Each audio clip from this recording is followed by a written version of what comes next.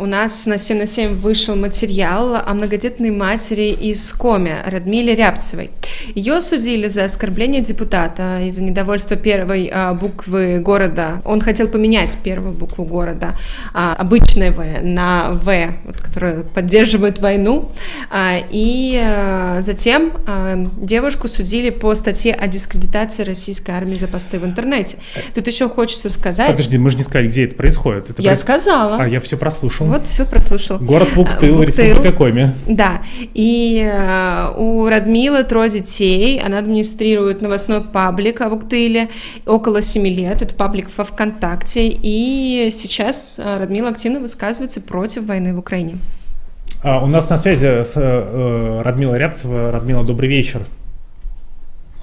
Добрый вечер. Скажите, а вы можете немножко, вот у нас в тексте это есть, рассказать историю преследования со стороны силовиков? Что они делали? Каким образом они обращали на вас внимание и как вы на это реагировали?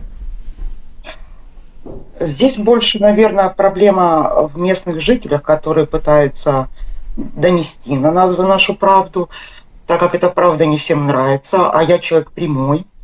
И вот пришло время, когда на меня обратили внимание силовики. То есть моего друга Николая Фарафонова также осудили по статье 205 части 2. Ну, я так предполагаю, что на этом все не закончится. Дискредитация у меня уже есть. Вот.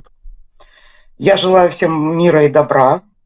Думаю, что люди все-таки придут к разуму, потому что это сложно, тяжело многим понять, что происходит с мирными жителями. Для меня это очень важно.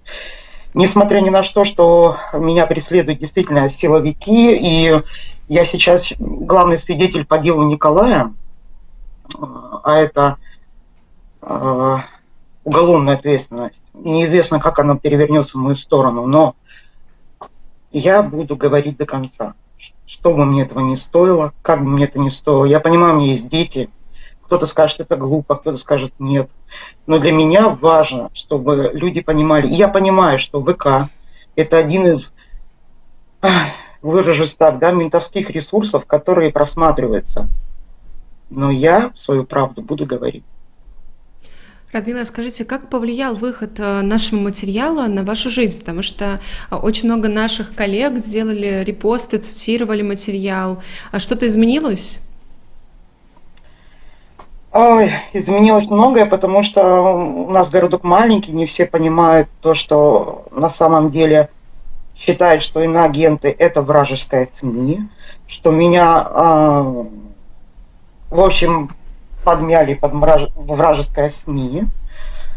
И получается так, что они не понимают разницу между запрещенной организацией и иноагентами. То есть на что я пытался объяснить в интернете, что для меня это марка качества.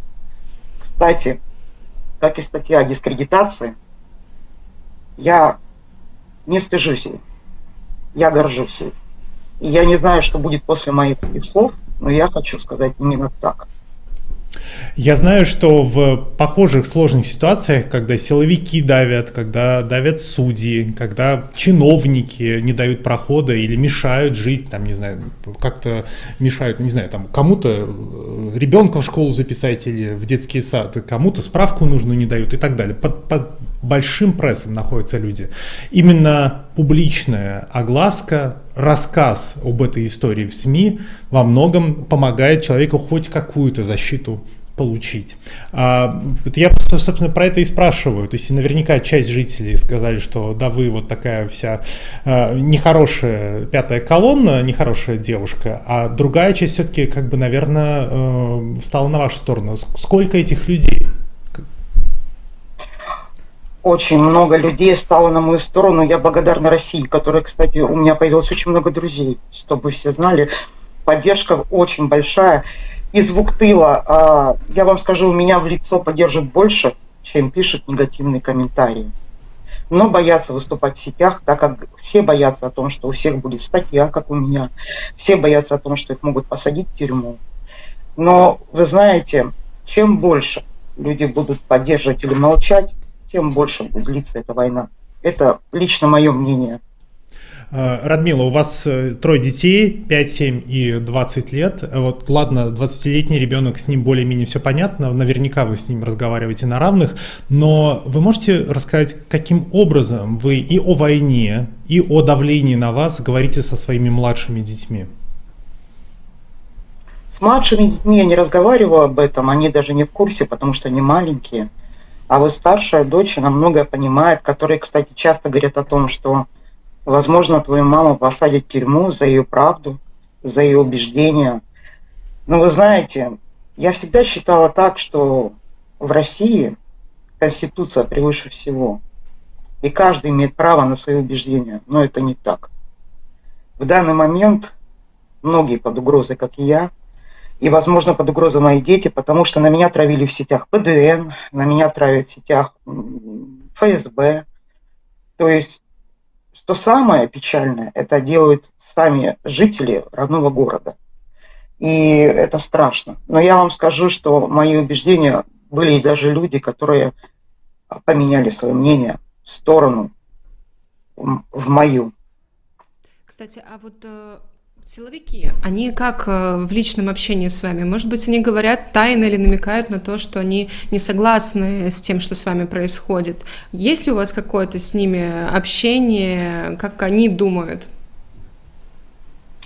Когда у меня забирали Николая Фарафонова у меня из дома, я пыталась, конечно же, его спрятать. Нам не хватило одного дня, чтобы он покинул Россию, уехал в Казахстан.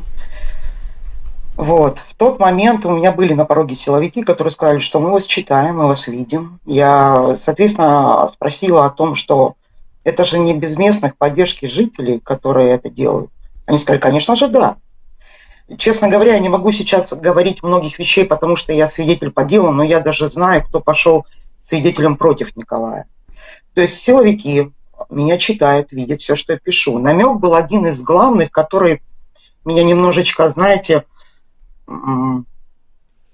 заволновал. Это когда они сказали, что вот у вас же была апелляция по поводу дискредитации. Я говорю, да. Они сказали, а вы после этого еще пишете. А вот 10 дней дается, чтобы молчать. Ну, после 10 дней. И я понимаю, что все серьезно, потому что меня просматривают, меня видят и все читают. Последний вопрос, Радмила, даже, может быть, не вопрос, а утверждение. Мы знаем, что и наши читатели, и те люди, которые вам сопереживают, помогли собрать деньги на оплату штрафа. Может быть, вы что-то скажете этим людям? Вы не поверите, меня тронуло до слез, я плакала, когда мне приходили деньги, и дай бог сейчас держаться, с большой поддержкой, которые писали в комментариях под деньгами, как они меня поддерживают, как они со мной вместе. Люди собрали за сутки мне 30 тысяч на штраф.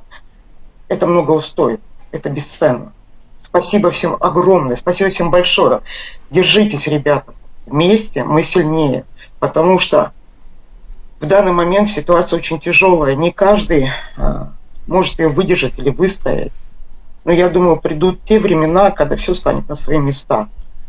Я всех благодарю, правда, от души и сердца. И мы вас тоже благодарим за вашу позицию. Спасибо вам большое за комментарий. Я напомню, что это была Радмила Рябцева, многодетная мать из Коми. Мы рассказывали ее историю, а вы можете прочитать большой текст у нас на сайте, в котором много подробностей, перипетий, давления со стороны силовиков и чиновников.